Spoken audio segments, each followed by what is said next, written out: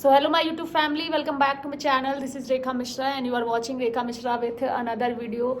Guys, अभी हमारा live session होने वाला है और लेकिन मैंने सोचा कि उससे पहले मैं आप लोगों को एक बात शेयर करूं जयराम महतो को लेकर के, जो उन्होंने सदन के अंदर इरफान अंसारी से जो तीखे सवाल किए हैं और जो उन्होंने पूछा, उससे ऐसा लगता है कि इतनी हिम्मत चाहिए एक मंत्री से पूछने के लिए कि जब आपके परिजनों को छींक भी आती है तो आप लोग सीधे हैदराबाद पहुंच जाते हैं, जबकि आप कहने को स्वास्थ्य मंत्री हैं राज्य के, लेकिन राज्य की स्वास्थ्य व्यवस्था को आप सुधारते नहीं हैं। अगर आप सुधारते तो आपको अपने परिजनों के इलाज के लिए बाहर जाने की ज़रूरत नहीं होती। वो सारी सुख सुविधाएं एज ए स्वास्थ्य मंत्री आपको झारखंड में भी उपलब्ध करानी होगी ताकि यहाँ के गरीब गुरबों को जो है वो उचित इलाज मिल सके।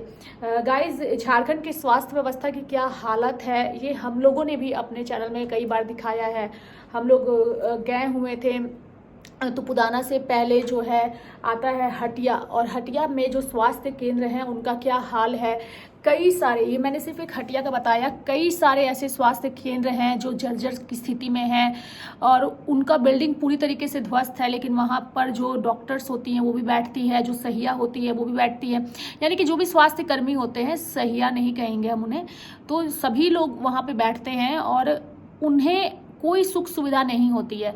और स्वास्थ्य के क्षेत्र में अगर बजट की बात करें तो एक बड़ा बजट जो है वो इस बार पेश हुआ है। तो बजट अगर इतना पेश होता है तो वो बजट की राशि आखिर जाती कहाँ है?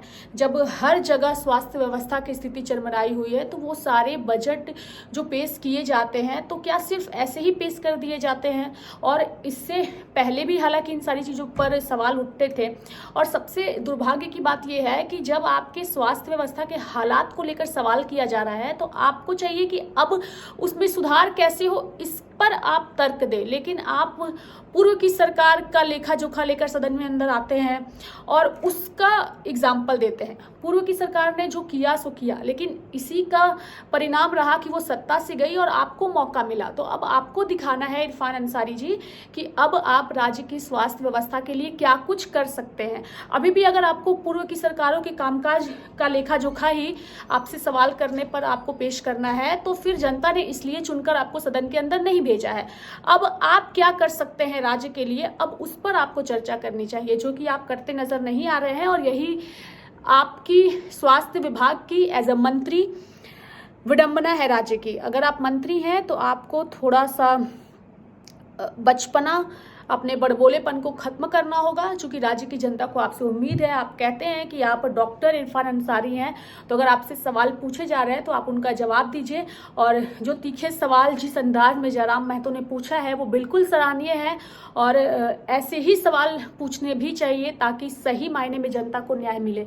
अगर आप स्वास्थ्य मंत्री हैं तो अपने परिजनों के इलाज के लिए आप हैदराबाद चले जाते हैं और उसके बाद यहाँ के लोगों के बारे में नहीं सोचते, तो एज अ स्वास्थ्य मंत्री आपकी क्या रिस्पॉन्सिबिलिटी है उस पर आपको ज़रूर सोचना चाहिए। और मुझे लगता है कि जयराम महतो ने जो आवाज़ उठाई है सदन के अंदर स्वास्थ्य व्यवस्था के जर्जर हालात को लेकर, वो बिल्कुल सही है और ये आवाज़ काफ़ी वक्त पहले उठ जानी चाहिए थी। तो गाइज, आप लोगों को क्या लगता है? आप लोग भी अपनी राय कमेंट बॉक्स में कमेंट करके ज़रूर बताइएगा और साथ ही वीडियो पसंद आए तो चैनल को सब्सक्राइब भी करिएगा। Thank you so much.